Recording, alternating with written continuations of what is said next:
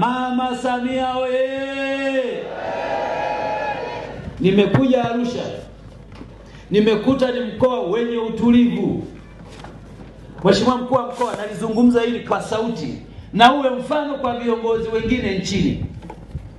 Ndugu zanguni, tukiwa na mkoa wenye utulivu, tutawahudumia Watanzania hawa. Hawa Watanzania hawataki migogoro yetu sisi viongozi. Na wakati mwingine migogoro tulionayo ni migogoro ya maslahi binafsi. Tumeacha kuwahudumia wananchi, tunashughulikiana. Tunataka huyu akwame ili huyu afanikiwe kwa sababu tuna kateo. Mkoa wa Arusha, nimekwenda Monduli jana, wanaungana. Nimekuja hapa Longido, wanazungumza lugha moja. Mheshimiwa mkuu wa mkoa, hongera sana. Endelea kusukuma hivyo. Tunataka Arusha watu waungane, wafanye kazi ya pamoja. Hakuna kitu kinachotia aibu.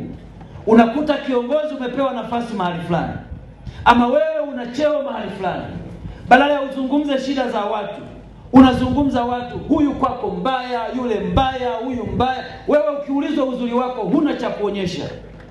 Nataka niwaombe watu wa Arusha, watu wa Monduli, watu wa Longido, viongozi tuliopewa nafasi, mteja wetu wa kwanza awe mwananchi, mteja wetu wa pili awe mwananchi, mteja wetu wa tatu awe mwananchi.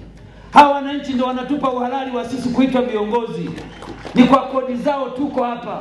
Ni kwa sababu wanalipa kodi tujenge nchi yetu. Maono ya viongozi wetu wakubwa, rais wetu na wasaidizi wake, makamu wa rais na waziri mkuu na viongozi wengine, wangependa kuona tunawaondoa Watanzania kwenye umaskini. Hatuwezi kuwaondoa Watanzania kwenye umaskini tukihubiri chuki na migawanyiko miongoni mwetu. Nimesimama hapa nikizungumza kwa sababu nimeona mfano mzuri Arusha. Kwenye wilaya mbili nilizokwenda, watu wameungana, wanazungumza lugha moja, chama lugha moja na serikali lugha moja, kumhudumia mwananchi, apate maji, apate umeme, apate barabara. Ningetamani kuona na viongozi mahali pengine tuige mfano huu wa kuunganisha wananchi, tulete maendeleo kwenye maeneo yetu.